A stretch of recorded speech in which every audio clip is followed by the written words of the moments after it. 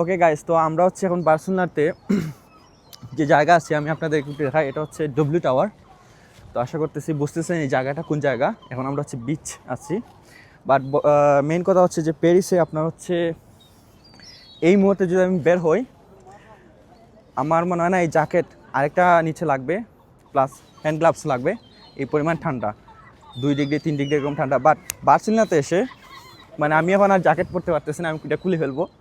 কারণ অলরেডি আমি এই জায়গাতে একটু দেখাও, এদিকে এদিকে হেঁটে আসছি আর এদিকে বললাম যে ডব্লিউ টাওয়ার। তো আমার কিন্তু গরম লেগে গেছে, টু বি অনেস্ট। আমার কিন্তু ভিতরে একটু ঘেমে গেছে, এত সুন্দর ওয়েদার। আমার জন্য এজ এ বেঙ্গলি আমার কাছে এটা ওয়েদারটা খুবই পারফেক্ট মনে হয়েছে। মানে শরীর স্বাস্থ্য, মন, মানসিকতা সব কিছু ভালো থাকার জন্য ওয়েদারের ক্ষেত্রে বার্সেলোনা ইজ দ্য বেস্ট। প্যারিসে মানে খুবই কষ্ট হয় যে এরকম ঠান্ডার মধ্যে বের হয়ে যাওয়া, প্রতিদিন স্নো পড়ে, এখন পর্যন্ত স্নো পড়ে, এখন ফেব্রুয়ারি মাস শেষ হয়ে যাচ্ছে। কিন্তু বার্সেলোনাতে দেখেন আমি ওদের থেকে হেঁটে আসছি, আমার গরম লেগে গেছে, অলমোস্ট ঘেমে গেছি আমি।